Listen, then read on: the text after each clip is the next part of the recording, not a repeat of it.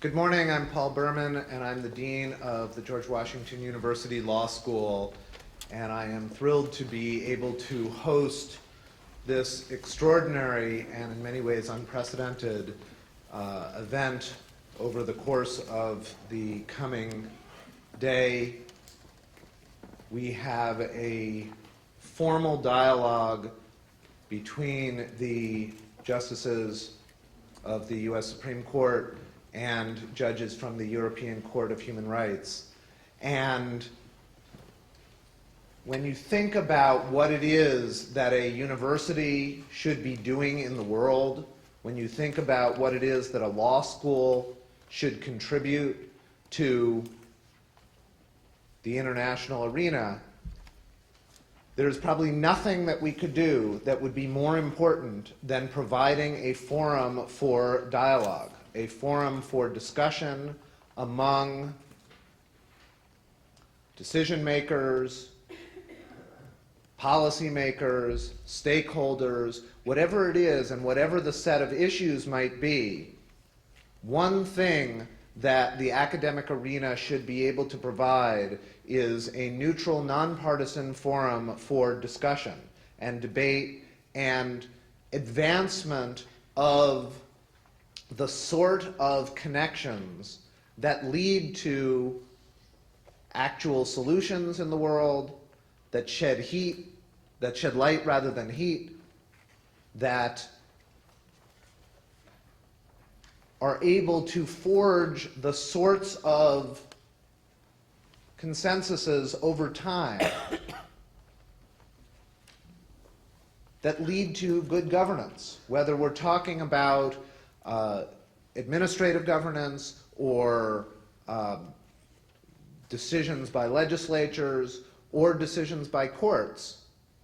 It seems to me that what we need to do always as a law school is be engaged in the real world, engaged in providing spaces for people like these to come together, academics, judges from all over the world, policymakers, administrators, whoever it might be, to reach good decisions going forward. And we have all kinds of examples of poor decision making or lack of dialogue or lack of appropriate consideration of multiple perspectives, right? We only need to look into the newspaper on a day-to-day basis to see examples of that.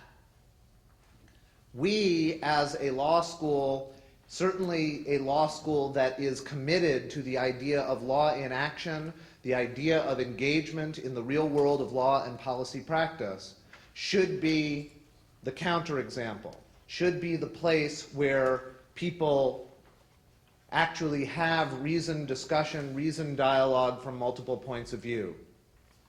And so it is entirely appropriate that this law school in particular should be hosting this kind of event.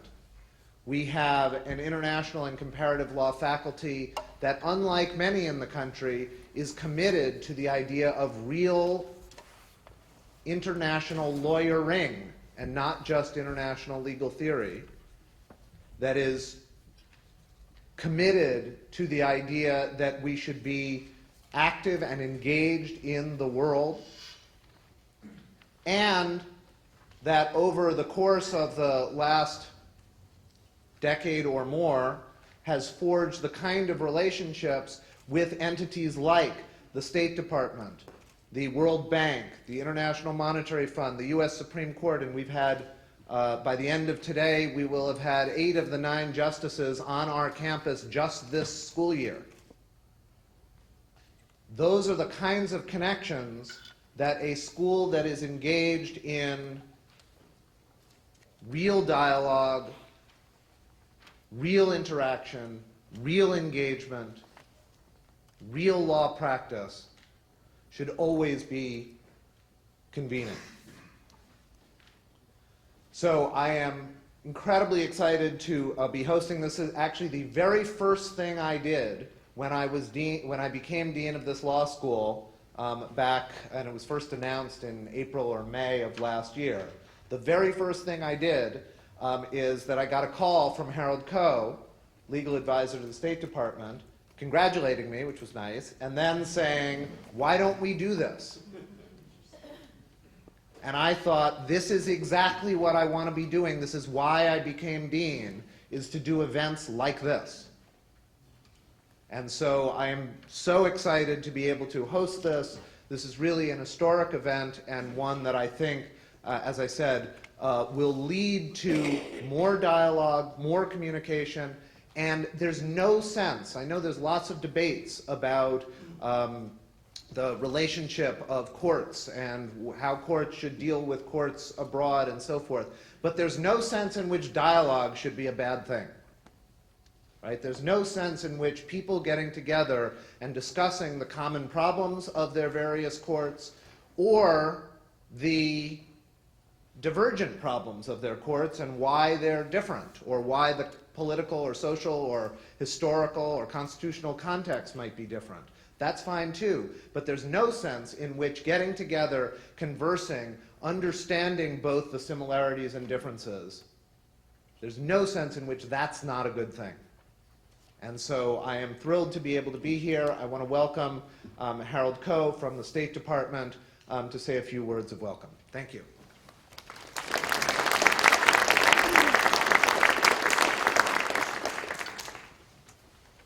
Thank you, Paul. Your vision and energy has made this possible, and we are so grateful to you and to the incredible Susan Karamanian for everything that has been done to make this a splendid conference already. On behalf of President Obama and Secretary Clinton, I'm honored to welcome you. This is a historic event. It is the first official meeting between the European Court of Human Rights and the U.S. Supreme Court, as incredible as that might be. It is hosted by the GW Law School and coordinated by the State Department's Office of the Legal Advisor. And I wanted to welcome warmly those members of the European Court who traveled from Strasbourg to be here. They include the current president, Sir Nicolas Bratza, and the last president, President Jean-Paul Costa, both of whom will be making remarks, as well as the vice president, Francoise Tulkens, the section presidents, Judges Vajić and Garlicki, the registrar, Erik Fribergh, and the deputy registrar, Michael O'Boyle. From our own Supreme Court, we will be joined by Justice Breyer, Justice Kennedy, Justice Alito, and Justice Sotomayor during the course of the day, and we will be welcomed tonight at the Supreme Court by the Chief Justice. And I should acknowledge the extraordinary role played by my friend, old friend, counselor to the Chief Justice and counselor to the court, Jeff Manier, who has done an extraordinary job to build this dialogue. As we say, I'd like to start with a word from our sponsor, namely Secretary of State Hillary Clinton. So please roll tape, as they say. Good morning, everyone. I am delighted to welcome you to this historic first official meeting in what I hope will become continuous engagement between the European Court of Human Rights and the United States Supreme Court. Today's conference provides an important opportunity for justices and scholars to address issues that affect these two courts and judicial systems the world over. The United States and Europe share deeply rooted, common convictions about the importance of advancing democracy, the rule of law, and fundamental human rights. Courts around the world increasingly look to the decisions of these two courts for guidance, making your engagement all the more crucial. Your work reinforces democracy and promotes the rule of law. It guarantees free elections, clears political space for the freedom of association, expression, and religion. It combats discrimination. These are values we can all agree on because they are part of who we are. I look forward to hearing about how this dialogue between our own Supreme Court and its European counterparts can find ways to strengthen our common purpose. Today's conference marks an important milestone in that learning process, and I hope this dialogue will continue with the support of the United States government in the years ahead. Thank you very much.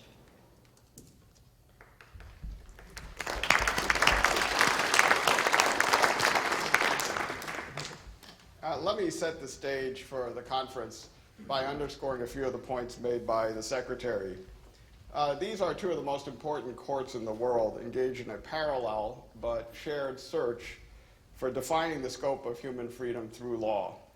The common commitments of the United States and Europe are embodied in two landmark documents, the United States Constitution of 1789 and the European Convention on Human Rights, which came into force in 1953 and has 14 subsequent protocols.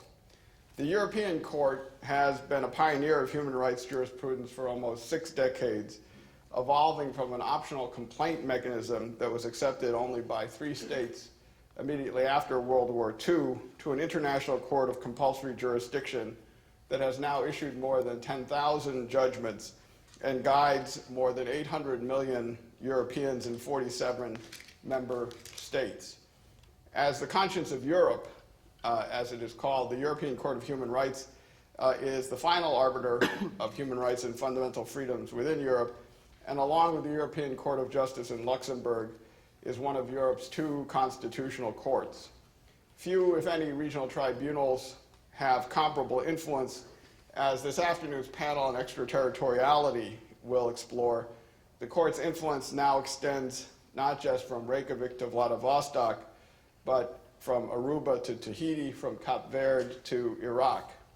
And particularly relevant to today's meeting, the European Court has been a leader in promoting dialogue of the kind that Dean Berman mentioned, including with other regional systems, the Inter-American Court of Human Rights and the African Court on Human and People's Rights. And just yesterday, the visiting European judges met with their counterparts in the Inter-American Human Rights Commission. Judges around the world are increasingly looking to the decisions of the European Court for guidance, as they have long looked to the decisions of our own U.S. Supreme Court. And increasingly, these 2 courts have looked to each other for guidance. Our Supreme Court cited European Court judgments in the groundbreaking decision in Lawrence versus Texas. Recently, the European Court referenced U.S. Supreme Court opinions in such judgments as Al-Jeddah versus the United Kingdom. But what makes today special is that justices and scholars who care about these issues can engage face-to-face in comparative discussion of the common task of protecting rights through judicial process. The first 2 panels will explore the way in which both courts face institutional challenges as well as challenging issues at the crossroads of process and substance, skyrocketing caseloads, and the interplay with other actors within their judicial and political systems.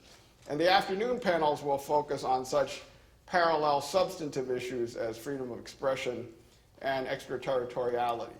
And as we'll hear from the presidents of the court, the present president and the past president, the European Court is at a moment of fundamental questioning about how the system ought to be reformed that has been conducted at a series of high-level conferences on the future of the European Court at Interlaken, Izmir, and this coming April in Brighton, UK.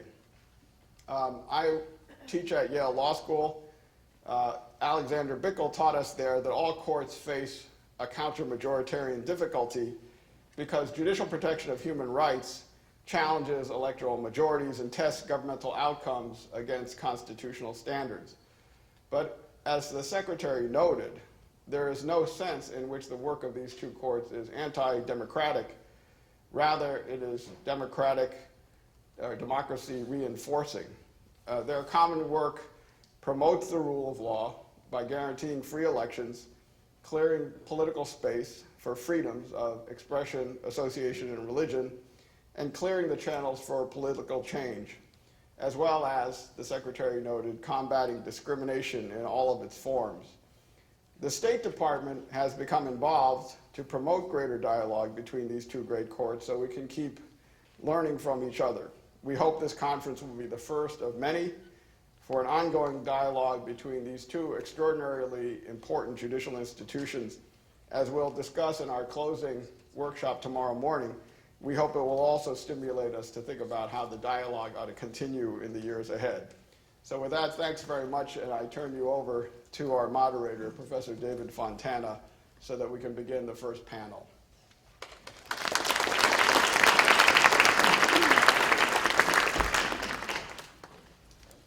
So I will briefly introduce the panelists. You have more information about them in the materials you received today, and then I'll turn it over to Harold to moderate the first part of our discussion.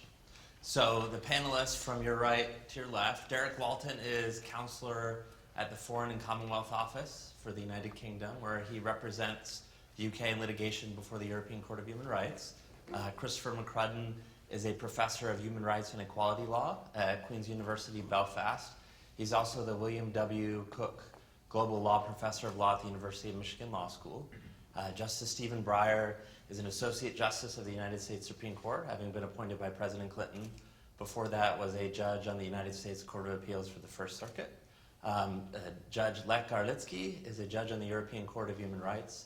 Before that, having been a judge on the Polish Constitutional Tribunal, and Harold Koh is the legal advisor at the Department of State, before that being Dean of the Yale Law School. So our format will be as follows. Harold will lead Judge Garlicki and Justice Breyer in a conversation about similar and different issues that the two courts face, and then we'll hear from Professor McCrudden and Mr. Walton, and then we'll open it up to all of you for questions. Okay, so Harold.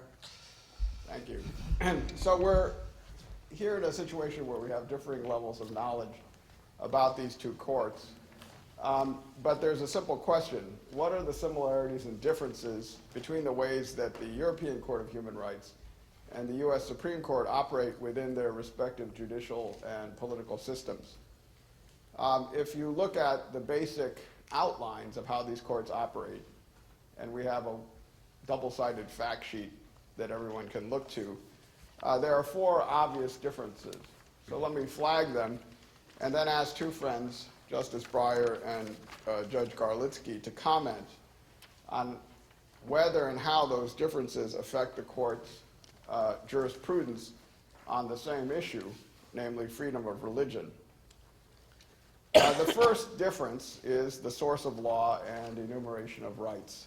Obviously, the U.S. Supreme Court construes a constitutional Bill of Rights. The European Court of Human Rights construes a treaty that contains a Bill of Rights that allows it to operate through a judicial mechanism. Each instrument protects some textual rights that the other does not. For example, the European Court of Human Rights textually protects a right to life, whereas you know the U.S. Bill of Rights protects it through judicial interpretation. The second difference is institutional and procedural differences. This is the subject of our second panel. The U.S. Supreme Court, as everybody knows, 9 justices appointed for life. They don't need to be from any part of the country. They operate as a final court of appeal within the U.S., and they have a discretionary appellate jurisdiction called certiorari. The European Court is much bigger, 47 full-time judges, 1 from each of the member states. They have non-renewable 9-year terms. The U.S. Supreme Court always sits in plenary session, but the European Court sits both in chambers and grand chambers, which means that one part of the European Court can effectively review the ruling of a smaller part of the court, which obviously will affect the way things happen in particular cases. The third difference is jurisprudential. The European Court has applied a principle that it calls objective interpretation.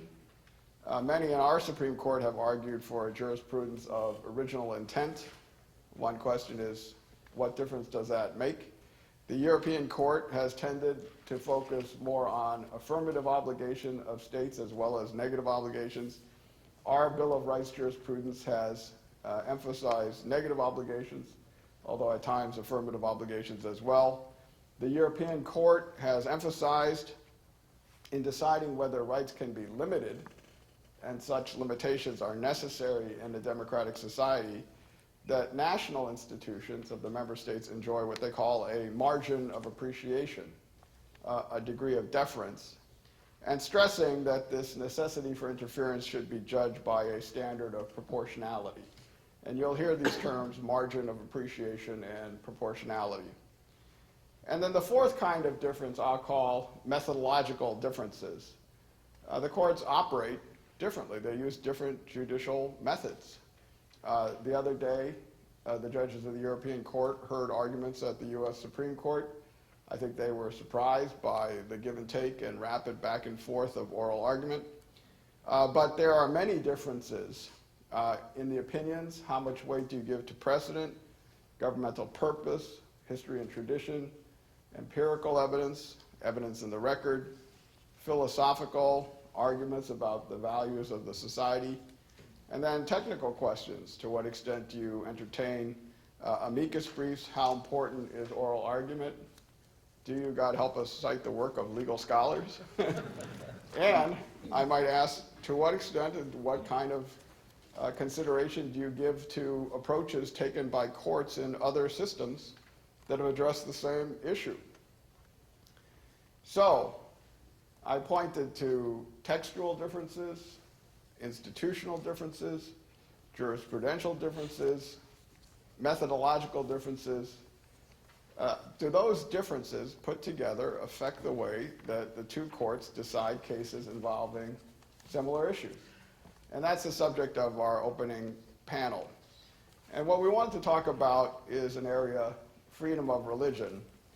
Two cases are quite prominent in the European court. The issue of headscarves. The European court has upheld governmental ban on headscarves in Swiss, Turkish, and French situations. And then the issue of the display of crucifixes. In a recent case, Lautzi versus Italy, the European court upheld an Italian law that required the display of crucifixes in schools.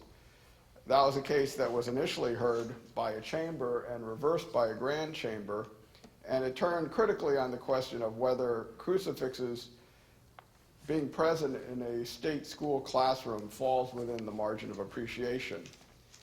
So what I thought I'd do is start by asking Judge Garlicki to say a word about the Lautzi case, maybe about the headscarves case, describe how it was done, and then ask Justice Breyer to comment on what he sees as differences. And don't worry, turnabout being fair play. We'll then ask Justice Breyer to talk a little bit about the display of the Ten Commandments in U.S. courts, as it's been treated by U.S. courts, and ask Judge Garlicki to comment. And then we'll turn it over to Professors McCrudden and Counselor Walton for their assessment.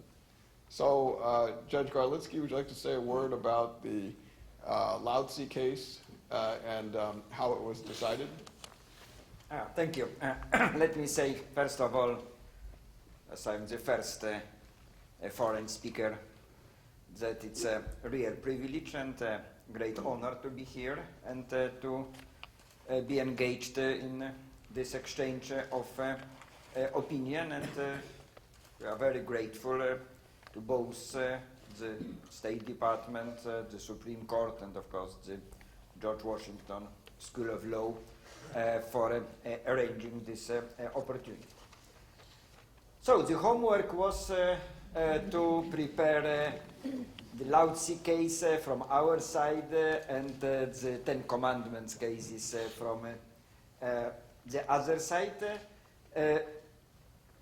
Let me stress that Lautzi, this is not only the question of whether it is allowed to place a crucifix in a public space, it's also a case involving public school environment. So, in a sense, I think more parallel US case would be Stone versus Graham. This is important because, as far as I understand, in Stone and later also in both Ten Commandment cases, the court seemed not to have any hesitations that placing of Ten Commandments and probably even more a crucifix in a public school would not be particularly welcomed by the United States Supreme Court. So let me assume that had a Lautzi case been presented to your court, the outcome might have been different than the outcome of the Lautzi case before the Grand Chamber. One probably also can assume, even if assumptions are always dangerous, that had McCreary been presented to our court, it's not impossible that we would not find a violation of the convention. So the So question. you mean McCreary versus ACLU, which held by a 5-4 vote in the U.S. Supreme Court that you could not display the Ten Commandments in a courthouse. Sorry. All right. So the question is why? And of course, comparative discussions are always dangerous. And it's very easy to try to compare something that is impossible to be compared. But there are at least two dimensions that shows this difference. The, let's say, constitutional dimension and institutional dimension already mentioned by Harold. As far as the constitutional or substantive dimension is concerned, well, we do not have a non-establishment clause in our convention. Our convention proclaims a free exercise clause in a very clear and developed manner. Our convention adds something more specific as far as the educational aspects of religious freedoms are concerned, but that's it. And what is even more important, if we take 47 member states to the convention, then the way how the relation between state and religions are organized are very different.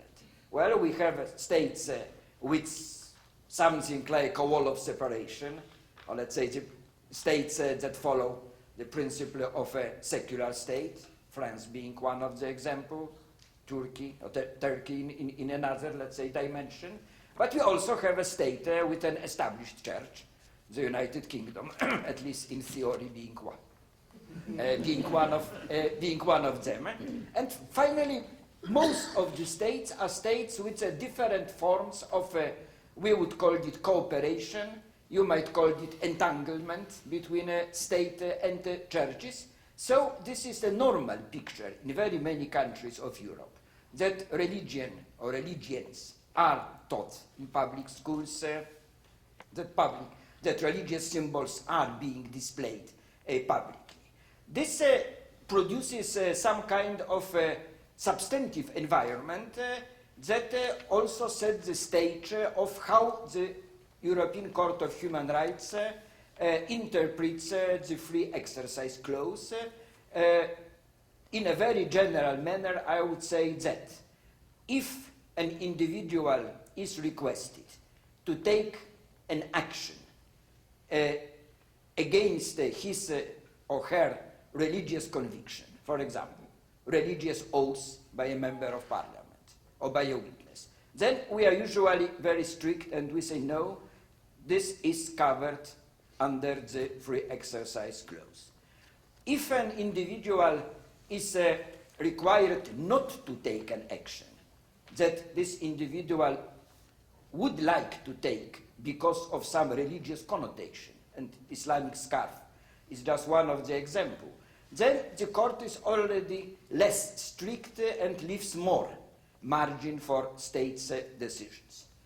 If an individual is finally invited to tolerate some state action producing religious connotated environment, like crucifixes, for example, or other religious symbols, then we are even more ready to allow more room for state action. So, in brief, in this substantive dimension, instead of separation or wall of separation, we rather have the principle of the state neutrality, which is, of course, much more benign principle for the contacts between state and religion. And then in the institutional dimension, this is this concept of our court as a court of universal standards, which means that we have a power to impose our understanding of human rights on all 47 member countries, but at the same time, universality does not mean uniformity. And this is a very clear assumption of our system that whereas those basic standards should always be observed by the member states, and this observation should be supervised by our court. Still, usually, in most cases, there is some room left for each and every member state to decide what is the best manner of implementation of those standards. And this is what we call margin of appreciation left for each and every individual state that also must be respected by our court. Of course, the whole problem is how wide this margin of appreciation should be. This depends in the first place on the nature of a right. Some rights are very absolute, prohibition of torture. Some rights are clearly less absolute, protection of property.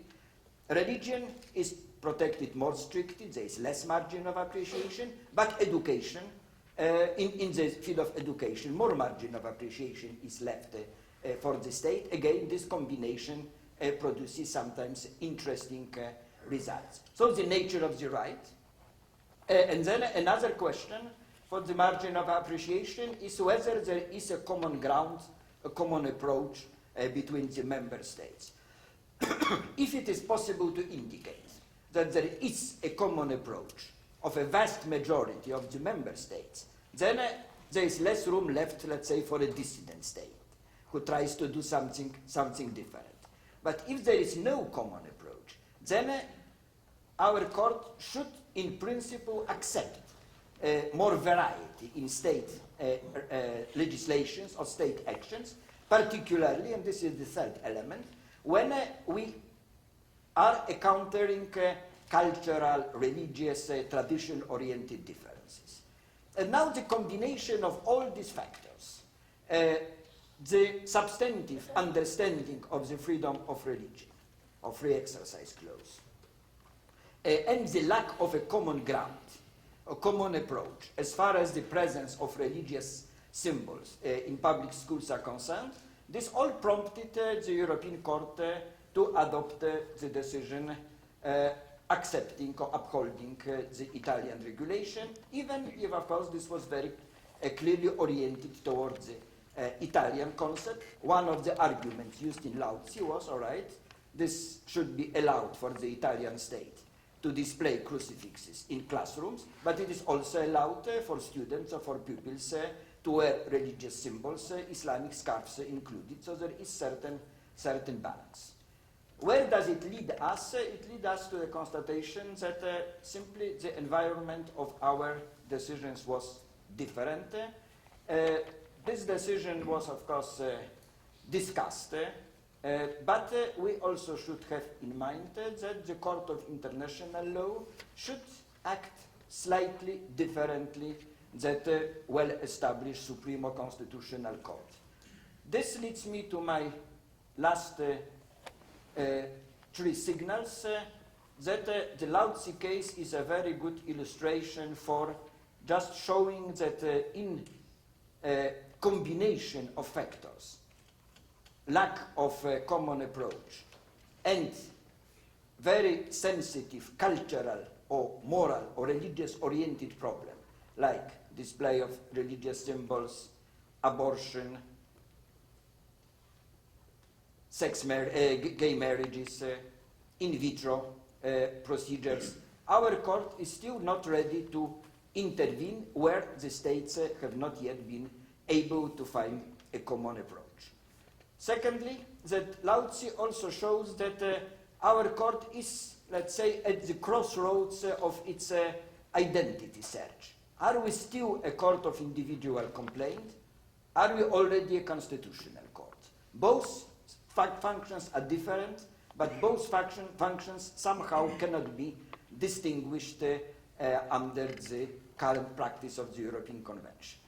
And my third and final remark is just a reminder of the observation, I believe, of Oliver Wendell Holmes, who said that hard cases only rarely produce a good law. And I think Lautsi is one of a very good example of the wisdom of Justice Holmes. Thank you for that. There's a lot in there which we'll come back and unpack a little bit. But Justice Breyer, would you like to speak to your experience with the Ten Commandments cases, both the McCreary case, which is about the Ten Commandments in a courthouse, and the Van Orden case, in which you wrote a concurring opinion, which is about the display of Ten Commandments in the state capitol? Yes, I would first, too, like to thank the members of the court. I did President Bratza and Justice Costa and Justice Tulkens and Justice Vajić and my friend Lech and the registrars for coming over here. It's quite a long way, and the weather's picked up a bit, but it's a long flight, and I think everyone appreciates your being here, just as I appreciate you, Harold, and the GW for organizing this conference. I will. These actually are good cases for illustrating some of the differences, because in listening to Lech's talk, I think, well, their court is really a court of, it's what it says it is. It's a court of human rights. And so they're interested in the relation between the human being and the state, and they have a lot of different states. And their primary job, certainly, is not to get all those states to work together. Maybe they should, but that isn't totally their responsibility. Their responsibility is more this relationship between being certain that this individual is not being oppressed by some state. So if I compare that to our document, the Constitution, I'd say really the Constitution is a document that basically isn't about human rights. If you have to say what is it basically about, it is about creating a system of government that is primarily a democratic system of government. That's what the first 7 articles are about. And moreover, human rights are part of it, because it's a certain part of democracy. It's a democracy that does protect basic human rights, and it does assure a degree of equality, and it does separate power, states, federal, 3 branches, so nobody gets too much power, and insists upon a rule of law. Well, when you get through those 5 things, you say this is a fairly complex document, but at the heart it's protecting a government, and then you say the job of the court is don't forget that. When you interpret the individual provisions, we're dealing with one provision in a document that has other things to do, and keep them in mind too. Well, why do I say this illustrates it? Well, I think I'd start by saying that why does this illustrate that difference?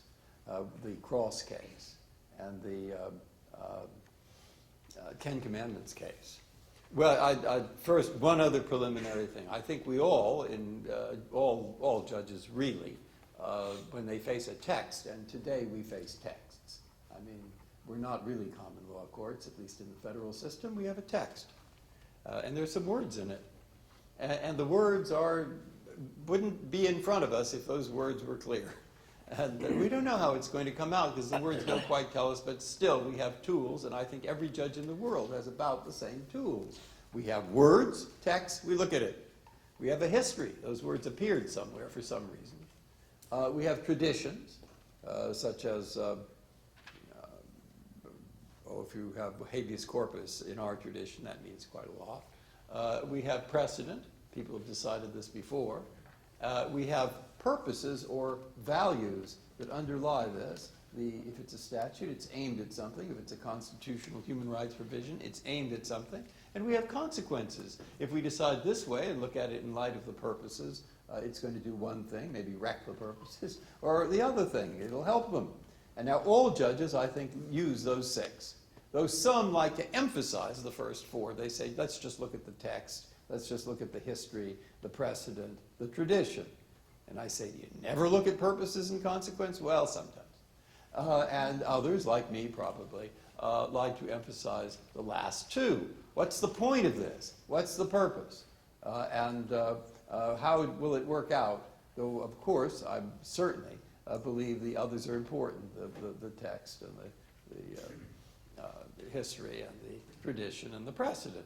So nobody thinks all one or the other. But now, how do we approach this with our tools, given the nature of the institution? It's somewhat different. Wonderful 2 cases. Why? Well, because look where I'd started on those. I started on the Ten Commandments case. Lex started. Well, we have different traditions here, and we don't have a text. It doesn't say those words, establishment. And we have different traditions of different countries, and it isn't our job to reconcile them all. We just have to have a sensible decision that takes them into account. No, I don't start there. First, of course, this is just happenstance, but the first words in the Bill of Rights, Congress shall make no law respecting an establishment of religion, nor prohibiting the free exercise thereof. All right, so I read that, but then the first question I'll ask is, what's that about? Now, by coincidence, Archie Cox, who is a great man who I once worked for, told me to read an English judge, Lord Radcliffe, who had given a lecture at Northwestern, where he said what that was about. I haven't found anything better. He said that starts out the Constitution because it reflects the fact that the framers remembered the English civil wars. And the 17th century in Europe and in England was terrible. They went around murdering each other right, left, and center. I can't say that that was the only time things were terrible, but it was pretty bad. And in England, finally, and by the time of 1685, the people in England who'd been burning each other at the stake, etc., said, let's call it off. This is the deal. You raise your children your way and practice your religion your way. I raise my children my way. I practice my religion my way. That's the basic deal. And Lord Radcliffe says that appears first for good reason, because many of our other liberties, speech, press, flow from that basic compromise. Now, if that's the compromise, if you want to, as we do today, summarize something that's interesting and profound in a soundbite, which isn't interesting or profound, we say, okay, what we should make of religion is religion should not be troublemaking. Now, if you look over time, in this country, you see the number of religions proliferating. The country grows from 4 million fairly homogeneous English descendants and slaves, who had no voice in anything, to 309 million people and at least 50 organized religions. And they have to live together. And as we know, not just from the 17th century, religion can be the most divisive thing that exists. There's no compromising it. You know, it's really hard. It's not like we're going to trade off some entitlements for some other thing. It's done on moral principle, and it's very hard to compromise. So we have to have a system flowing from the root of this document that will allow those 50 religions to live together peacefully and not wreck everybody's life as they try to carry out their moral principles. Now, that's not a human right. Exactly. It is a principle for helping bring this country together where people can live in freedom and also live together. Now, let's apply it to the case. That's the easiest part. Why does the case come out the way it does? Because the first, about the 10 Commandments in the courthouse, well, what that was, if you looked into it, is there was a judge in that particular city and a city council who had seen some of the decisions of the Supreme Court saying you can't have prayer in schools. Why not can't you have prayer in schools? The divisive nature and difficulty of doing it in a society with 50 different religions will really create problems. That's the thrust of the idea. I'm not saying it as well as the opinions do, but that's it. Now, this judge and the city council say, that's terrible. Now, of course you should be able to have religious symbols in courtrooms. Of course you should. God is, in fact, the font of justice. And we should recognize that fact. So they pass a resolution, everything, say, good, we're putting the 10 Commandments right in the courtroom, and now we have recognition right here. God is the font of justice, which may well be true. But nonetheless, we are a country of 50 different religions, and maybe everybody believes that, but they don't necessarily believe it through the 10 Commandments, and they might believe it through some other thing, and before you know it, okay. You see, we have a purpose, a basic purpose or value, and it looks as if in this instance, that purpose or value is being violated. Therefore, 5 people only, 4 people said you're making too much out of nothing. But 5 people say, well, yeah, can't. That goes beyond the principle. Government is favoring one religion rather than another. Now let's look at the next case. There is another 10 Commandments. It is on the state capitol fair grounds of Texas, right there, with 40 other monuments. 40 other monuments, some to the women, the brave women who founded Texas, heroes at the Alamo, dozens of things out there for Texas. And this one has the 10 Commandments. I say, well, how did it get there? Actually, the reason it got there was Cecil B. DeMille. Cecil B. DeMille made a movie called The 10 Commandments. And he thought it would be a nice thing to publicize the movie if a civic group called the Eagles would take money from Cecil B. DeMille and put monuments to the 10 Commandments everywhere they could find anybody to take one. Then people would go to see the movie. So that's how it got there.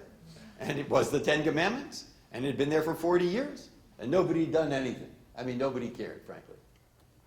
So to me, I was the only one who thought this, but unfortunately for everybody else, I was the fifth vote and controlled the two opinions.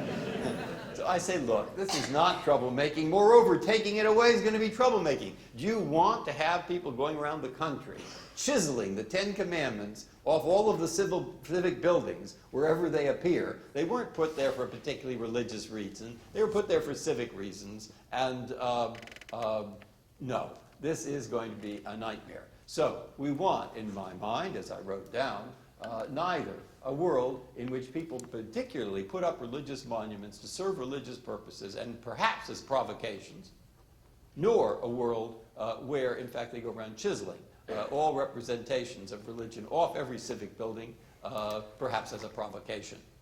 Let's calm down.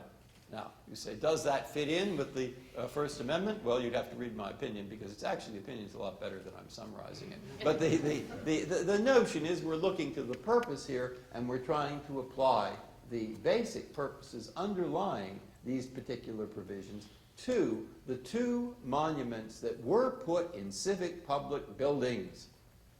Now, remember again, my job in part is to interpret this as a whole, so that it produces a workable system for a country that is now 308 million and diverse beyond belief, because they all live under this and we don't know how they do, but they do.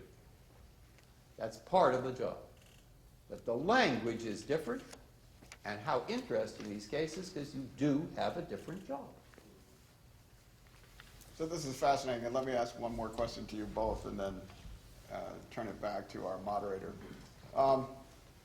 What it comes down to is two things: balancing and the strength of the competing interests. So whether in a human rights situation or a Bill of Rights situation, an individual is asserting that they have a right that they consider to be compelling, of some extraordinary value, constitutional or universally protected. Then the government asserts a countervailing interest, which they say is compelling. And one question that arises immediately for the judge is to say either that the governmental interest is compelling and outweighs the individual interest, or it's not so compelling. In fact, you could even say it's discriminatory or invalid or illegitimate. So, for example, maybe the government interest is establishment of religion. And you would say, in our system, that's actually a prohibited interest.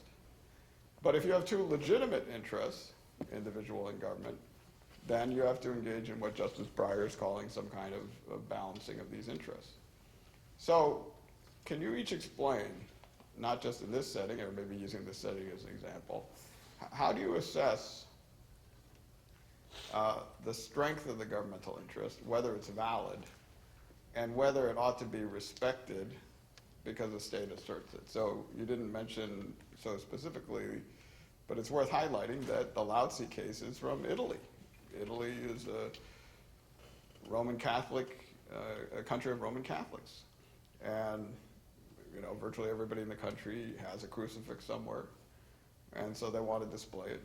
And what the court essentially says is that the interests of the individuals in expressing their religious beliefs publicly is compelling, and that the governmental interest may well be in allowing this, and we then give deference to the margin of appreciation in what the government of Italy wants to do, even though the government of Turkey wouldn't have the same rule. So the question one is, how do you assess the strength and legitimacy of governmental interest? Then question two if you're doing balancing, how do you make sure that the balancing doesn't always favor the state? That seems to be a tricky thing. Justice Breyer said with regard to the Austin, Texas capital case that 40 years had gone by and that this had been an accepted piece of the situation. But we have presidential candidates now who I think would like to insert more religion into political life. The pendulum could well swing back. People could be objecting to things that they didn't used to object to, or pushing things that they didn't used to push. How does the experience and the changing of political situations over time, what does that teach you, or how does that help you in the balancing process? So I'll ask Judge Garlicki about assessing governmental interests, and I'll ask Justice Breyer about balancing. Well, I would say the first question you said government. I would ask what does it mean? And for our purposes, one of the most important indicators is what is the position or what was the position of the state or national authorities. If we have more or less uniform position taken by both political branches of government and the national constitutional or Supreme Court, then I would say usually we would be more inclined to respect this position. And this probably was one of the reasons why quite recently our court accepted some new jurisprudential approaches in cases like Alcavaja or Harkins and Edwards, just being confronted with a very clear position of the Supreme Court of the United Kingdom. On the other side, if we have a situation in which there is a difference between the position of the political branches of government and the domestic Supreme or Constitutional Court, like it was in the case, for example, A and others versus the United Kingdom, then we may be more inclined to take the position of the domestic judicial body as a more attractive, more important for our interpretation of human rights. So this would be the first question, or rather the first indicator. What are the reactions, or what were the reactions on the domestic level? Then, of course, the other problem is in which part of the convention are we? If we are in this part of the convention, in which we do not tolerate too many differences in national approaches, then our mission to impose universal standards would be probably fulfilled with more energy, and we would live less. We will give less weight to those arguments that there is a compelling state interest to torture people, or there is a compelling state interest to intern people without judicial warrant, etc., etc. But if we are in many other areas of human rights, then we might give more weight to governmental arguments, particularly when we are entering fields like economic laws, economic rights, social rights, etc. Again, we are not the Supreme Court of the United States of Europe. And even in this country, it took more than 100 years to have a Bill of Rights incorporated.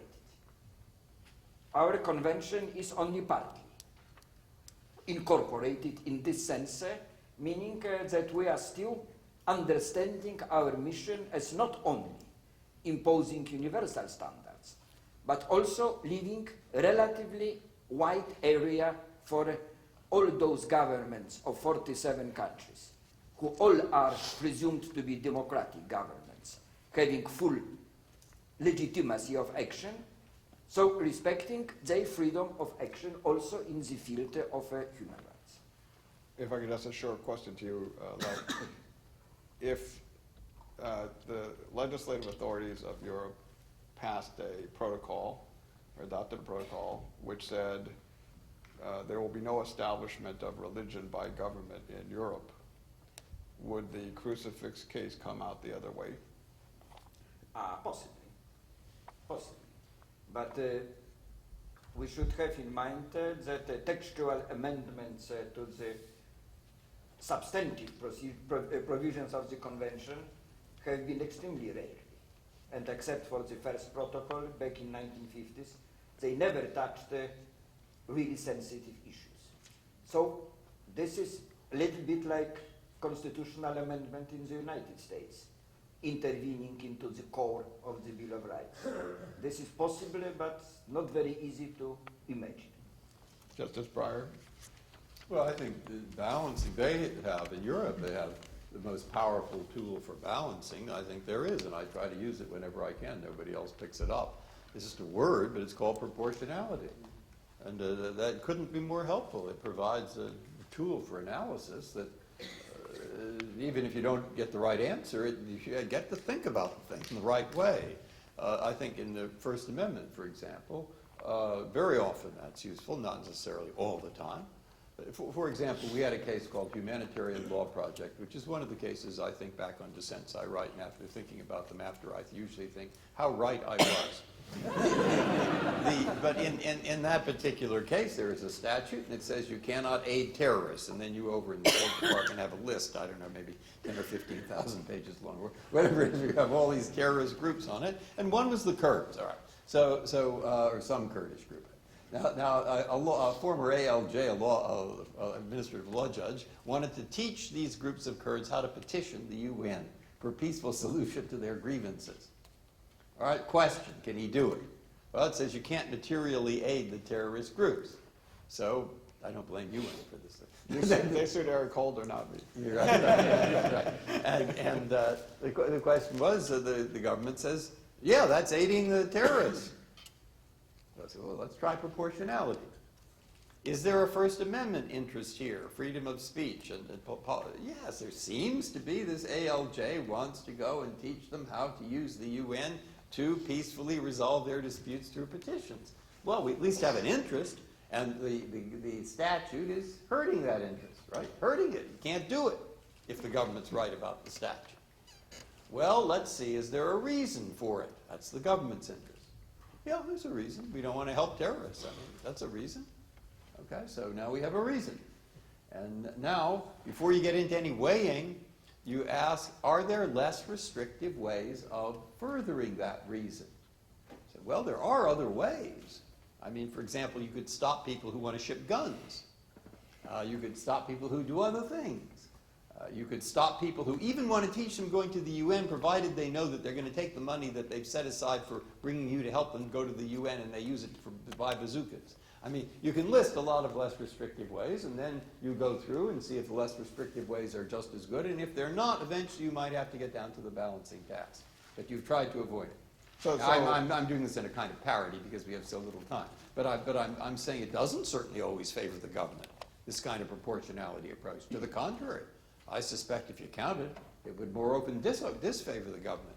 But the virtue of it isn't whether it favors the government or not. The virtue of it is whether you have an analysis here that will, in fact, weed out those instances that, for not much good reason, are infringing on a human right. Do you want another example of that? Because it's a very good.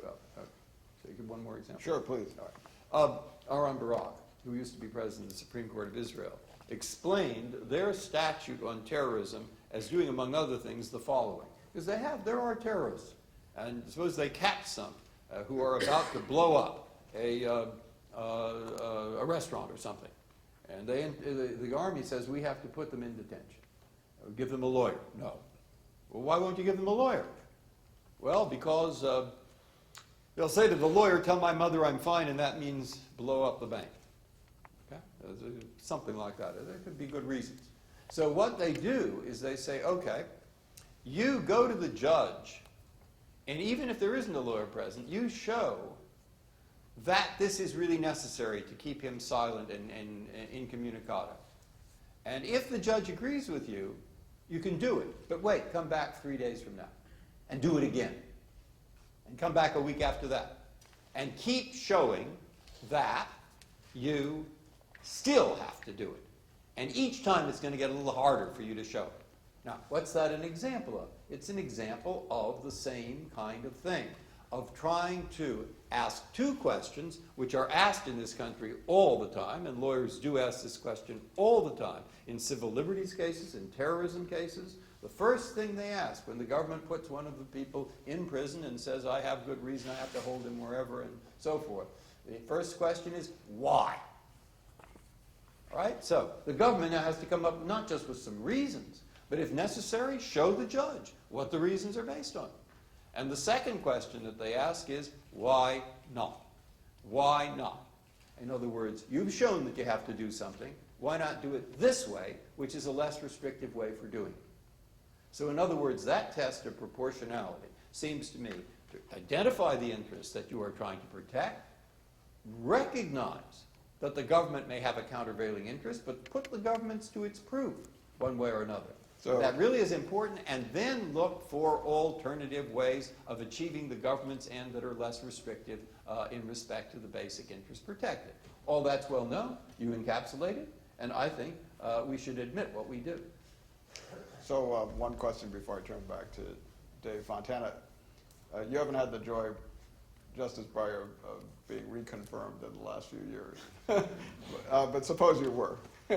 And I'm the senator from the Judiciary Committee, and you're a former counsel, and I say, so you've just said you adopt in your constitutional analysis proportionality, which you owe to the European Court of Human Rights, and notions that you draw from the Israeli Supreme Court. I'm listening closely to what you're saying, and what you're saying is, why didn't you legislate it this way? Why did you legislate it this way when you could have legislated more narrowly? Which seems to be a judge trying to insert their legislative interpretation on top of the one that was actually done by the elected representatives of the people. And where does this notion of proportionality come from? Our Constitution, the U.S. Constitution. Now, I've looked through the text, and I don't see the word proportionality. So did you just make that up? And is that a way in which a constitutional court judge is essentially taking a decision away from the people and giving it to an unelected court? Now, what would be your answer to that? I remind everybody that Justice Breyer has already been confirmed. And that he had a life-tenured position before that anyway. But what would you say to those who would say that there is no concept of proportionality administered by judges in the Constitution, and to the extent to which you're drawing that from European methodology or Israeli methodology, that's illegitimate for an American constitutional court judge to do? I'd say I'm not deciding whether you should or shouldn't, but I'm trying to pass a law, whatever the one is you're talking about. I'm reading what's written in the Constitution. It says, Congress shall make no law abridging the freedom of speech. So you don't have the power to pass a law that does abridge the freedom of speech.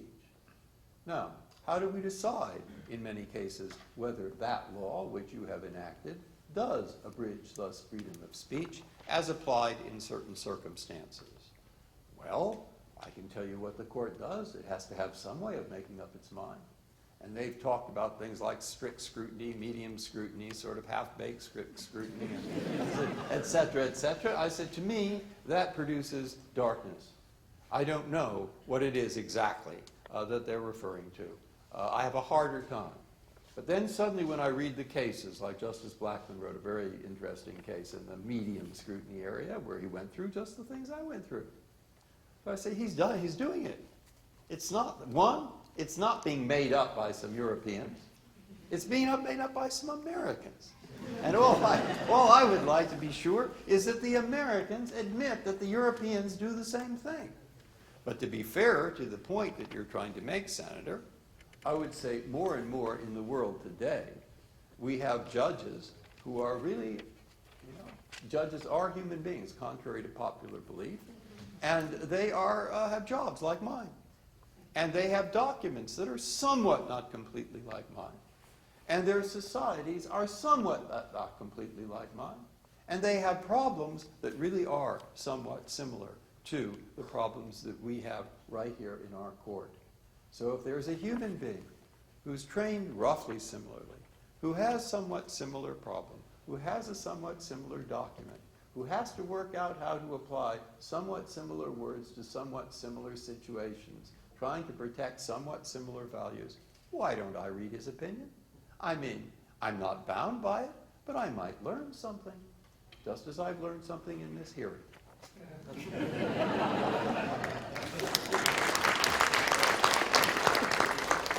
Okay, so now we'll hear from Chris McCrudden and Derek Walton with some general remarks and some responses to the dialogue we've heard so far.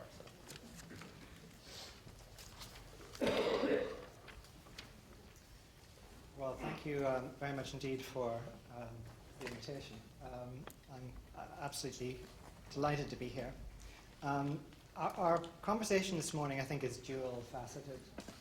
On the one hand, it's clearly a conversation about how to deal with the notion of religion in the public space. But it's also a conversation about a broader perspective, considering the constitutional and institutional characteristics of the courts and what, if anything, we can learn between each of these two courts. So what I want to do initially is to talk about the dilemma of this kind of comparison and what the difficulties are, before then turning to pick up some of the points that have been made so far. The dilemma for, I think, comparative law is perennial. That is to capture and retain what's specific about each jurisdiction, whilst at the same time pointing to what's common and shared. Doing either to excess means that the comparison is unconvincing. So let me point to some of the commonalities before turning to three significant differences between the US Supreme Court and the European Court of Human Rights. First, some similarities. Both courts share, as Harold said, and I too learned this at Yale Law School, both courts share a common problem of how to remain legitimate. Particularly the problem of how to secure legitimacy when, as Justice Breyer said, when having to interpret highly indeterminate texts. So the only way ultimately to secure that legitimacy is by persuading their audiences that what they're doing is exercising legal judgment, as you put it in the Van Orden case. The ultimate authority of both courts lies in the power, ultimately, of the written word and the wisdom of their decisions. And each court has wrestled with how best to persuade its audiences that it is, in fact, exercising legal judgment. Each court has developed different techniques for doing it, but the problem of legitimacy is one that will not go away for either court. That's a commonality. Second similarity, both courts are engaged in a delicate balance of relying on and at the same time constructing a political identity in their jurisdictions. In the case of the Supreme Court, an American identity. In the case of the Court of Human Rights, a European identity. So a pluribus unum is as important for the European Court of Human Rights as it is for the Supreme Court. But whilst constructing these identities, both courts require a degree of already existing common constitutional identity from which to build in order to provide the basis for some of its most difficult decisions. This tension between identifying what's an already existing shared identity and the creation of a new shared identity has been something I think that both courts have confronted over the course of their history. Thirdly, a third common issue, both courts are also a delicate balance of high legal politics, if I could call it that, which is what we've seen today, and bureaucratic necessity. Both courts have to manage their dockets, decide which cases to hear or not to hear, decide how to produce their judgments, check their facts, secure their budgets, balance the role of judges with that of administrators, ensure consistency, manage conflicts of interest, handle the various competing demands and times of judges, and so on. All the kinds of things that go on behind the scenes but are of vital importance to the day-to-day running of the courts. They're handled differently in the two courts, but how to run a judicial bureaucracy is a shared problem also. So, in other words, the decisions that we're looking at take place within a bureaucratic context, as well as a political and legal context. So those are some, I think, similarities. There are obviously some differences, and I want to pick up just three that have been mentioned so far. First of all, the Court of Human Rights is, and considers itself to be, an international court. Although the Supreme Court does international law, it's not an international court. The Supreme Court is, and considers itself to be, a constitutional court. The Court of Human Rights does constitutional law, and if and when the European Union joins the Council of Europe and the Convention, it will do more, I think, constitutional type law. But it's not a constitutional court at the moment. It has constitutional elements, but it's not a constitutional court. Now, I don't want to exaggerate these differences, but they shouldn't be minimized either. And we may have an opportunity to discuss the implications of that later. But one, I think, implication that arises from it is the difference between the courts in the use of international and comparative legal materials. So that's one difference. Second difference, I think, is that although Justice Breyer has sort of denied it, the Supreme Court seems to me essentially a common law court. Obviously, it's textual, but it's common law in many traditional senses. Whereas the Court of Human Rights is poised between being a common law court and a court in the tradition of the civil law. Again, there's much to ponder on here, but we can point to the highly personal tone of the Supreme Court's opinions versus the rather more austere, even formalistic approach of the Court of Human Rights opinions in these judgments, as one likely result of the different origins and composition of the courts. Again, we shouldn't overestimate the difference between civil law and common law, but there are differences. Third, and maybe this is the key point for this morning, there are differences, ideological differences, between the courts. And again, we shouldn't minimize those. In their understanding of human rights in general, I'd suggest, and in their understanding of particular rights. These differences between the courts are clear in the areas of abortion, hate speech, capital punishment, positive obligations on the state, extraterritoriality, the ability of non-citizens to secure protection, how to manage conflicts of rights, to mention just a few. Now, the topic this morning on the use of religious symbols, I think, is a really, really interesting and good example of the way in which these ideological differences play out. In other words, we've concentrated more on the structure and the decisions. I want to concentrate a bit more on the differences in ideology. The US Supreme Court majority in McCreary, I mentioned both these cases with the utmost temerity. Interpreting two cases before those who wrote it is a risky enterprise, to say the least. But the US Supreme Court majority, at least in McCreary, appears to accept a view of freedom of religion as essentially concerned to protect private choices.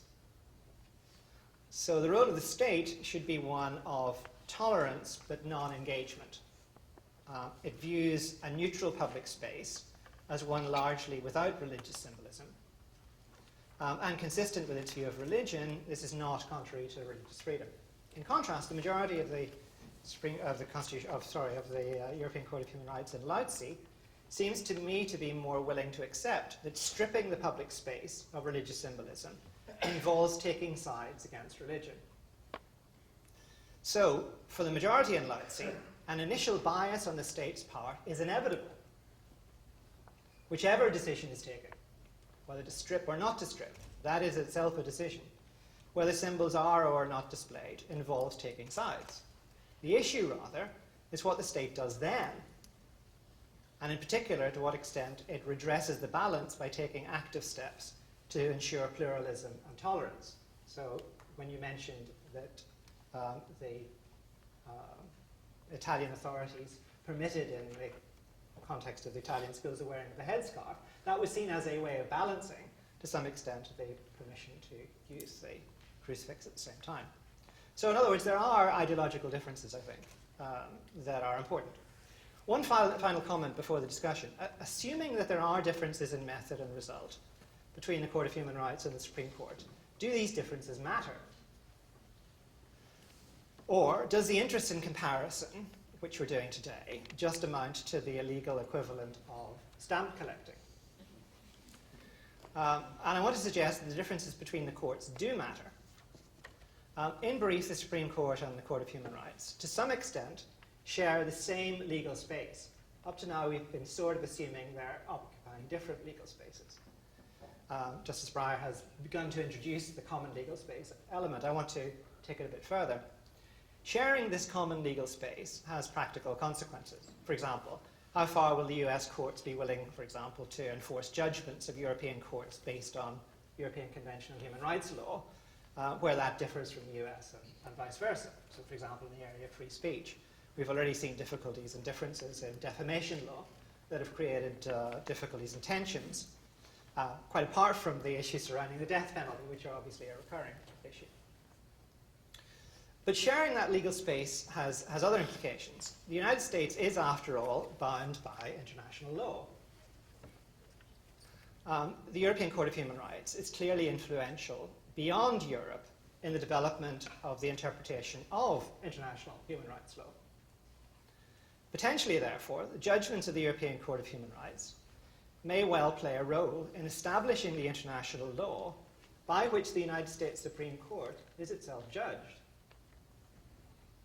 Seen from this perspective, the relevance of any differences between the courts becomes somewhat more, how can I put it, edgy, because the issue then becomes how far the differences between the courts may indicate that the United States Supreme Court decisions fail to live up to international human rights law obligations.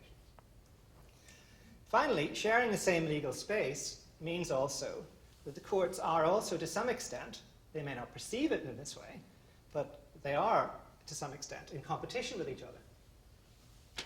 Human rights lawyers, of course, wearing a practicing hat for a moment, now make strategic choices as to which legal system to take their case in. So the saga of how to deal with torture allegations involving alleged US personnel involvement is a classic instance of this. But competition goes beyond forum shopping. If, as I've argued, there are ideological differences between the court on human rights issues, then the competition is essentially over the use of soft power. After Brown versus Board of Education, the US Supreme Court jurisprudence was a major source of soft power for the United States. This, I think, is less true now. To some extent, the European Court of Human Rights has begun to fill that vacuum. Now, US cases are as much used by foreign courts to define what they're against as what they're for. If I was an American, I'd think that was unfortunate and rather troubling. Thank you.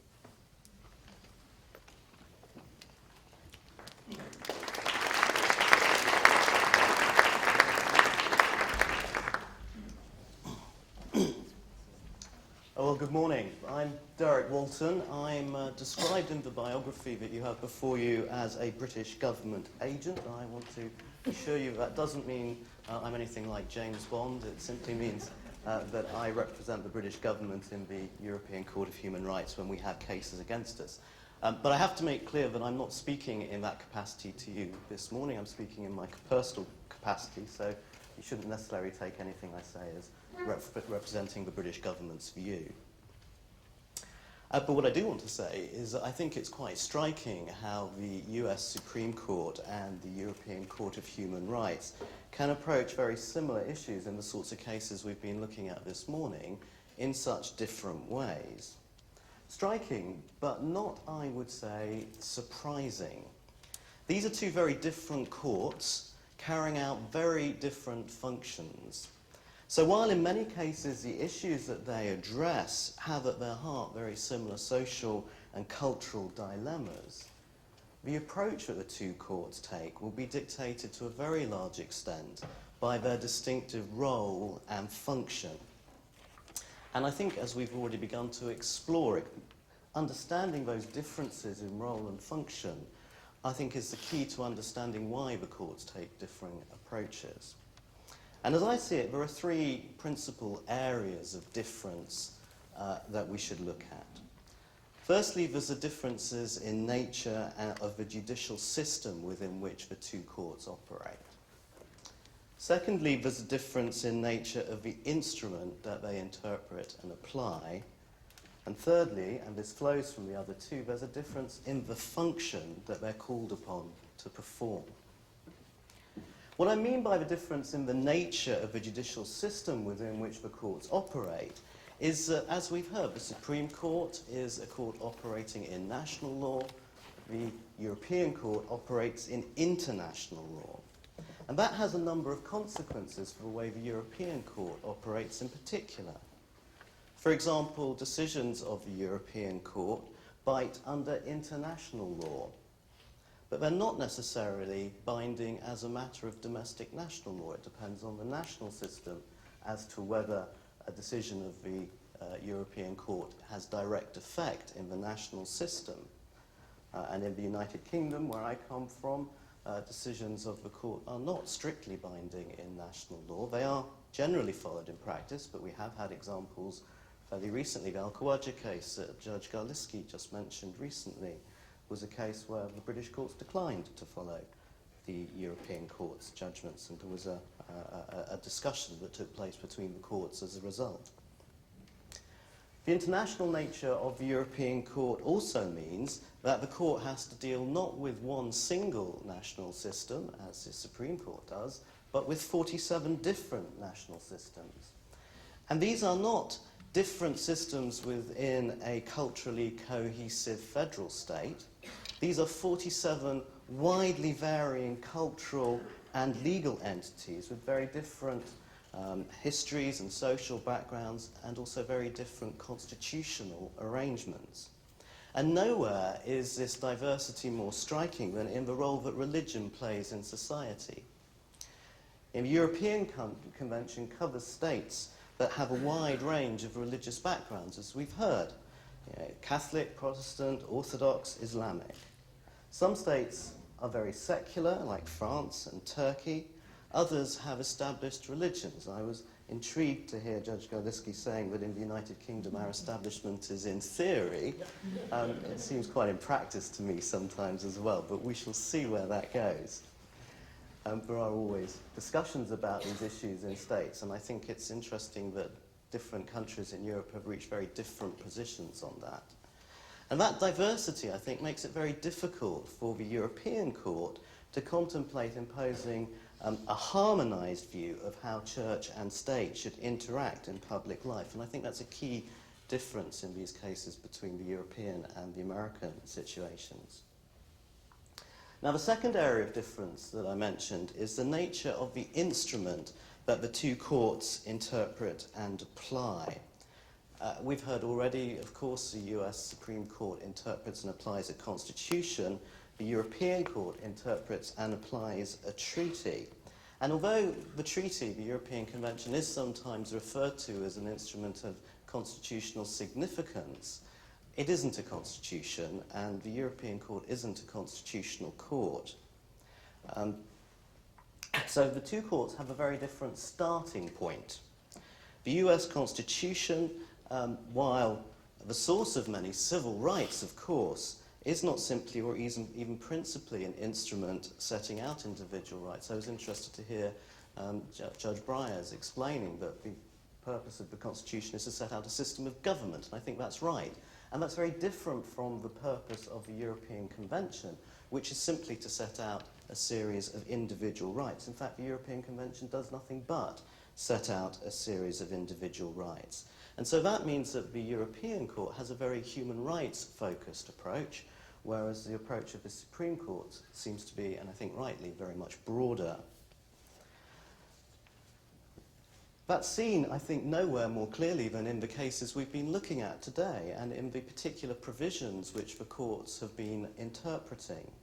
In the Supreme Court cases we've been looking at, it's the Establishment Clause in the Constitution which was at issue. The idea that, so the court would focus very much on the constitutional issue of the separation of church and state. Whereas in the European court cases that have been discussed, the provision that's being looked at, Article 9 and Article 2 of Protocol 1, are very tightly defined individual rights. Article 9 expressly provides an unfettered freedom of thought, conscience and religion, and it allows restrictions on the right to manifest one's religion, subject to certain very specific exceptions. And Article 2 of Protocol 1 is similarly detailed and specific in its nature. And that means that it's not just the function of the court which is affected by the nature of the instrument, the way it approaches the constitutional rights-focused approach it's taking, but also the text is very different and I think much more specific in the case of the Human Rights Convention. And that, I think, leads to some of the differences in interpretive tools that we've seen being used. The third area of difference that I want to mention, and I think this flows from the other two to a large extent, is a difference in the function of the court. What I mean here is that, unlike the US Supreme Court, the European Court is not the final court of appeal from any national system. I can't count the times I've had to change drafts back home in my job in the Foreign Office to stop people talk about appealing a UK Supreme Court decision to the European Court. You can't appeal a decision of a national Supreme Court to the European Court. The national proceedings come to an end with the Supreme Court decision. What you can do, if you lose in a national Supreme Court, is you can bring a new application to the court.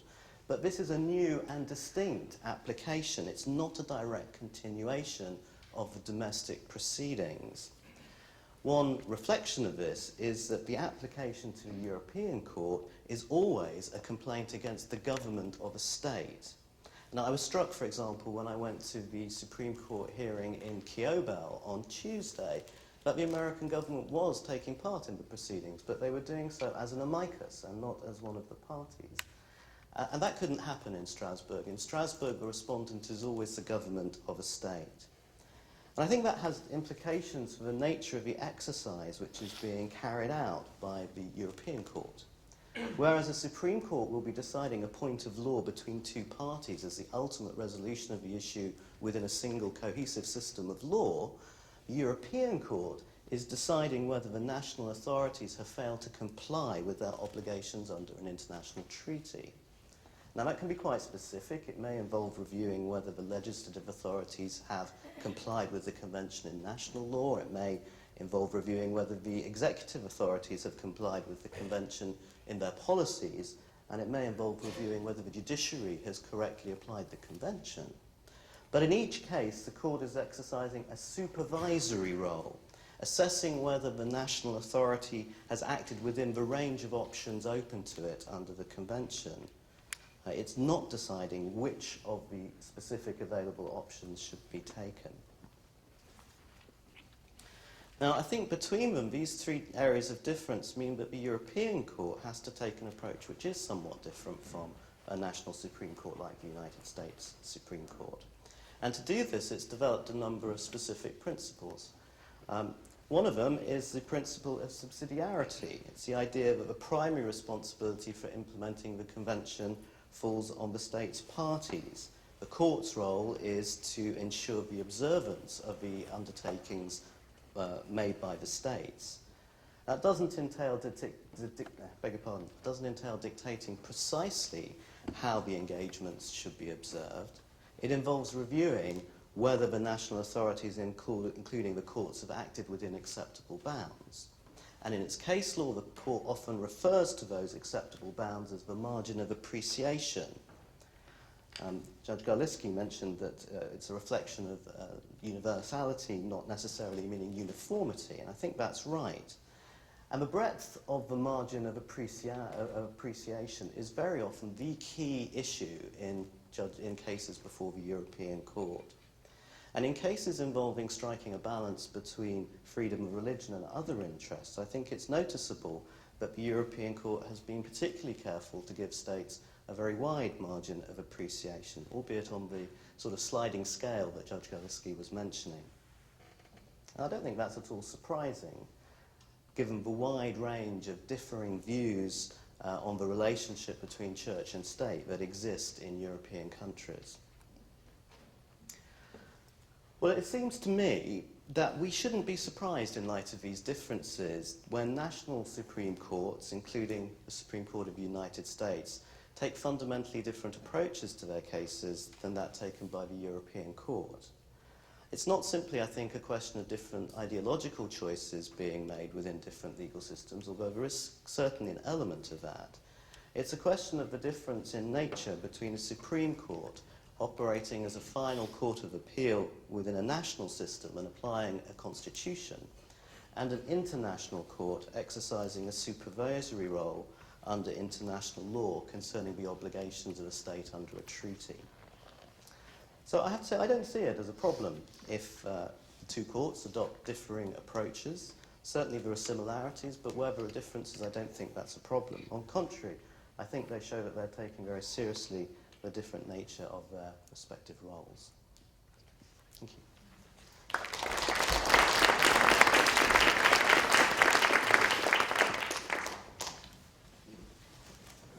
I just want to ask Justice Breyer and Judge Garlicki a question, each one a question that starts with the words, do you worry?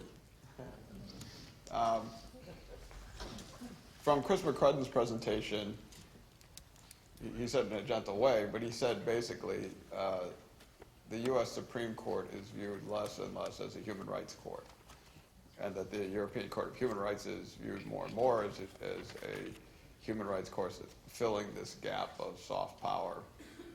My question for Justice Breyer would be, do you worry that the U.S. Supreme Court, because it's playing more of this structural role in organizing or describing how the U.S. ought to function as a liberal democracy, has less and less, or may seem to be less of a human rights court? When you yourself clerked, Justice Breyer,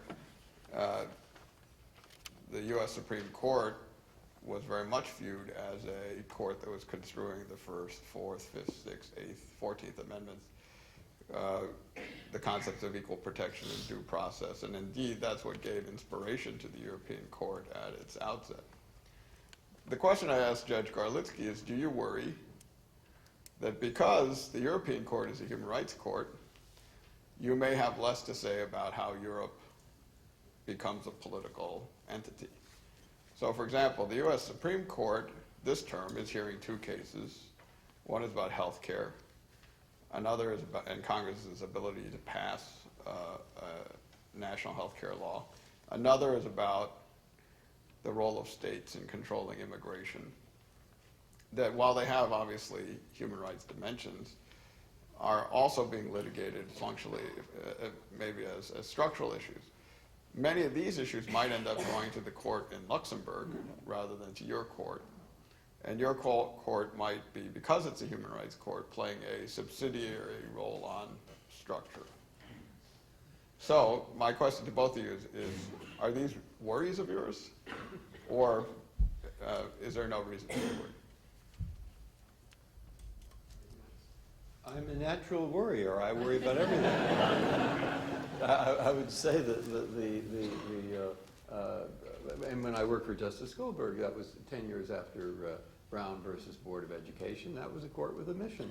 The problem was 1/3 of the United States had a segregated system of law and all institutions. The court had said that was unconstitutional, and the court was determined to make that work, enforce the basic decision that they'd made, which was a very, very, very difficult task. It couldn't just be up to the court. But that was a period where that was the big issue on the agenda for the country. And I think they were reasonably successful. Eventually we've moved a long way, and the system of legal segregation was dismantled, and that was an enormous job. So that was what was going on then. As far as now is concerned, my job is I have very difficult cases, actually. It's hard to, I'm not complaining, I like that. They're hard, they require me to think about them, and I read what is written and listen as hard as I can and try to get my own views in order and written down in an intelligible way. And I hope sometimes my colleagues will agree with me and sometimes they won't. Not everybody always reaches the same conclusion. So that is what I worry about. As far as how others see the court or characterize it, is not actually within, I think, very broad limits my problem, because I believe that if I do my best, this is very corny, it comes out of, but I do believe that if I do my best and people do their best, eventually that has a positive impact. and therefore I will limit my worries to getting my own cases that I am working on correctly decided.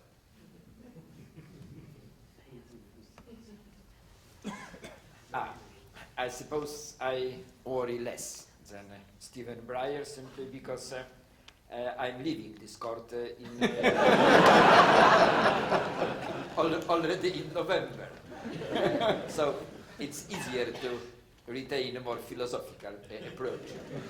But of course, what worries me or what intrigues me is still this discrepancy between the original concept of the European Court of Human Rights as a court of individual petition or singular intervention, and the present situation in Europe that, in my opinion, clearly requires us to act as a constitutional or quasi-constitutional court.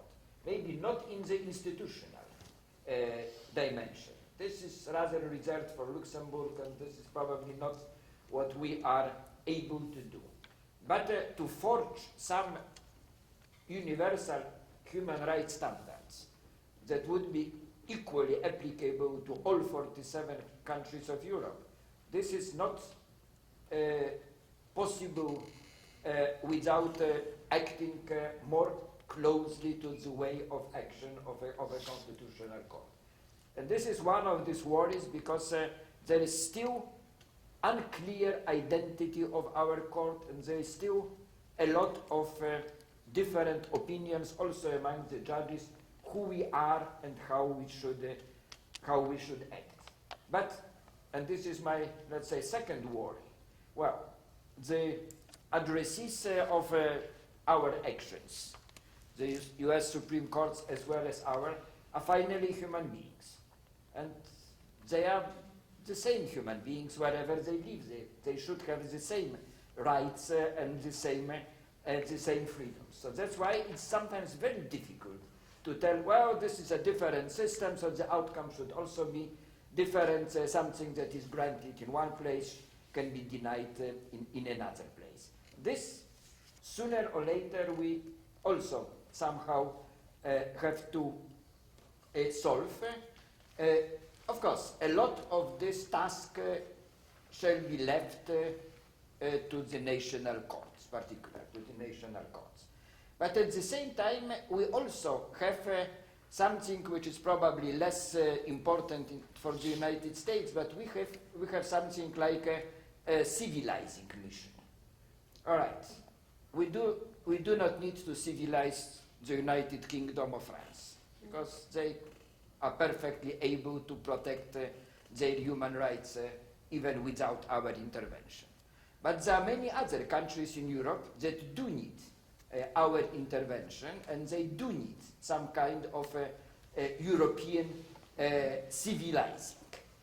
But once we start to impose those standards on countries that really need such standards to have imposed on them, then of course it backfires automatically also on other, let's say, less civilization requiring countries of Europe.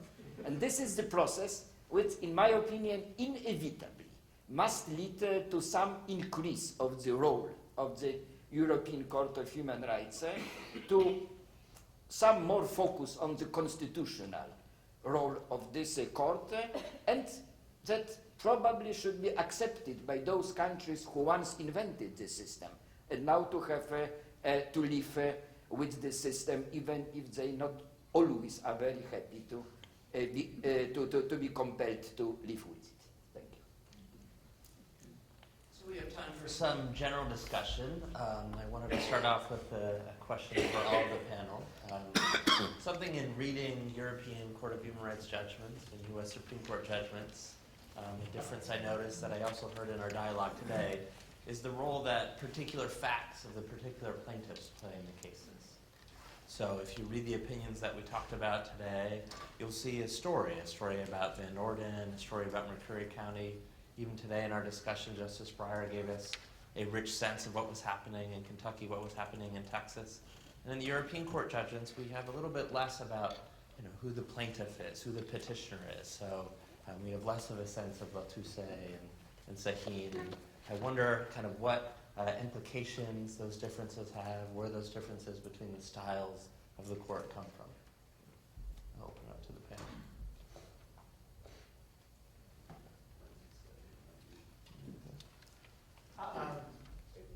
I'm waiting on my elders and betters, but I'll pitch in. I suppose it's an interesting question on the different use of facts. It's partly a question of compared to what. So in terms of other courts, the European Court of Human Rights is actually quite fact-intensive.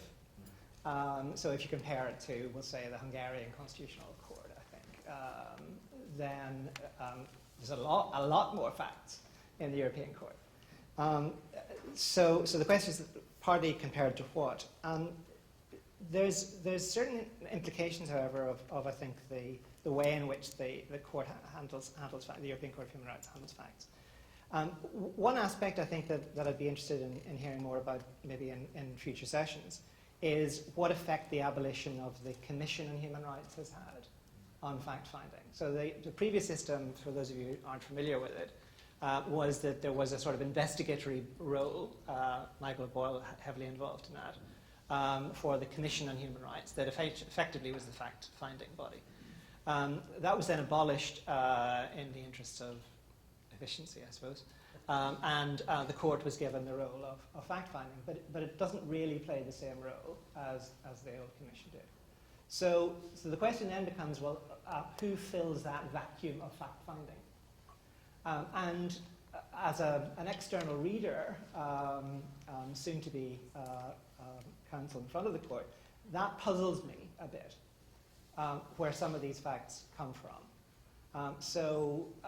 For example, the court seems to rely sometimes quite heavily on fact-finding that's provided by NGOs or by the Venice Commission, for example, in certain cases. So there's, I think, an issue about facts in front of the court that you're right to pick up. That, I think, is quite important given the role of proportionality in the whole system, and given that proportionality is so fact-intensive. I mean, as you say in your concurrence in Van Orden, applying what I take to be effectively a proportionality style, it's all to do with context. And if it's context that's important, then facts are really quite central to it. And proportionality is very much the style of the court. But there's sort of a disparity between the application of proportionality and the lighter approach to fact-finding that you find than you would find in the US Supreme Court. So there's a paradox. The Supreme Court is highly fact-intensive, as it seems to me, largely because of the earlier cases and the lower courts, but doesn't apply proportionality, formally at least. The European Court of Human Rights does apply proportionality, but is somewhat less fact-intensive than the Supreme Court. Yeah, sure. Yes, I mean, I think one of the differences between the courts is that in the European Court you have a rule that you have to exhaust your domestic remedies before you can take an application to Strasbourg. And I think part of the purpose of that is that it should be the domestic courts which establish the factual situation. So when you get to Strasbourg, the facts of the case are, or at least ought to be, relatively clear. So the circumstances in which the Strasbourg court needs to engage in a detailed fact-finding are not going to be so widespread, I imagine. That said, I agree with Chris that there are circumstances in which the facts are unclear and where the court obviously relies on different sources, and I think that's interesting too. I think, though, more interesting is the extent to which the facts are determinative of the case and the extent to which the reasoning of the court goes into the very specific factual situations. And I think normally that's very much what the European Court does. I think maybe the question was slightly inspired by the fact that I think the two cases that we've been particularly looking at, Lautsi and Sahin, were cases where perhaps less so than normal, more so than normal, the court had an eye, I think, to the wider principles that it was laying down. So perhaps the reasoning of the court was a little bit more laying down general principles rather than focusing very specifically on the facts of the case. And I think that's perhaps a little unusual in the court's jurisprudence. Normally, I think it is very fact-specific in the way it decides its cases. I thought there are three reasons, or at least three reasons. One is a mode of legal education. We teach our students in the U.S. by the case method. Every student can tell you the facts, and that therefore cases, even constitutional cases, become stories about competing narratives. And therefore legal academia has actually become, in many ways, a discussion about competing narratives, rights narratives, methodological narratives like law and economics, et cetera. The second is the common law tradition. We all remember, the facts of Hadley versus Baxendale and these colorful stories to which these judicial rules then are applied. But I think a third reason, and it's one that Chris ever so gently, but put right out there, is ideological differences. That the U.S. Supreme Court, everybody knows which president appointed which justice, and their ideologies on the courts, and that stories are often told from the perspective of the government or the powerful and individuals, and that sometimes the dissent tells the opposite story to the one that prevailed. And so that the narrative sets up the decision point in a way that, and then while there's an effort to make this jurisprudence seamless, so that case after case are done by the court and not by coalitions of individuals. But in the European court, it's far less obvious, at least to Americans, where the judges are, quote, coming from, or whether they're reflecting the same kind of fundamental differences about the role of the individual versus the state. Okay, we have time for a question from the audience. Just please, the microphone's in the middle.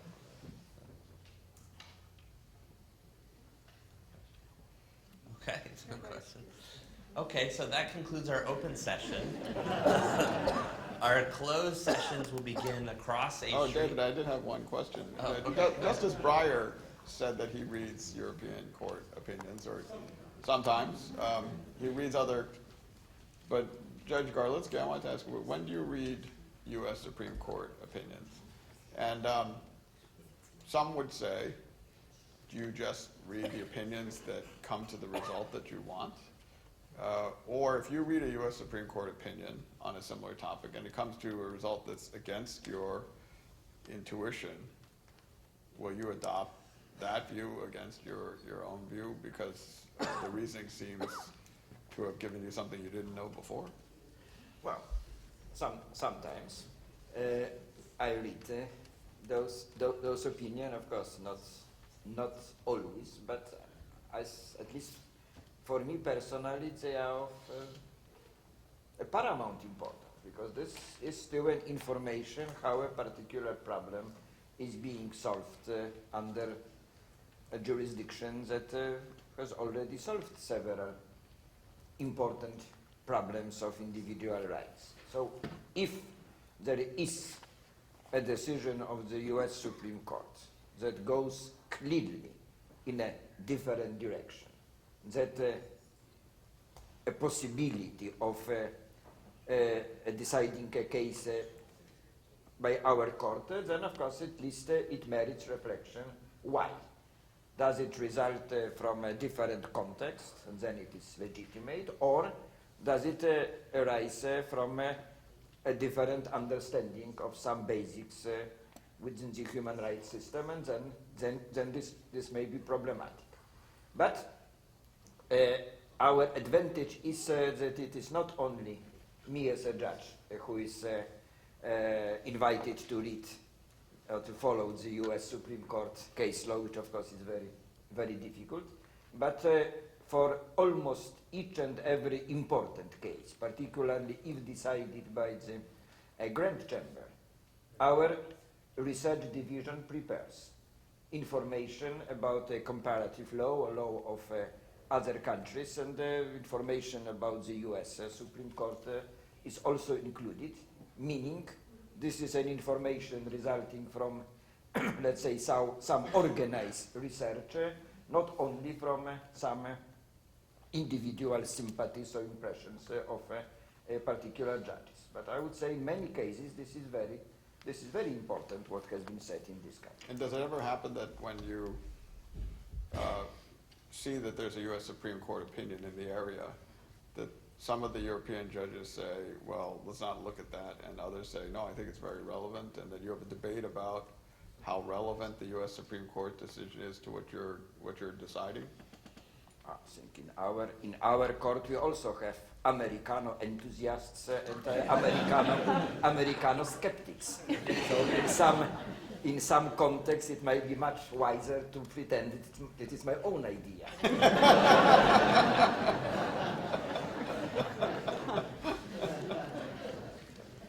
Okay, well, we're out of time, but let's thank the panelists for a great discussion.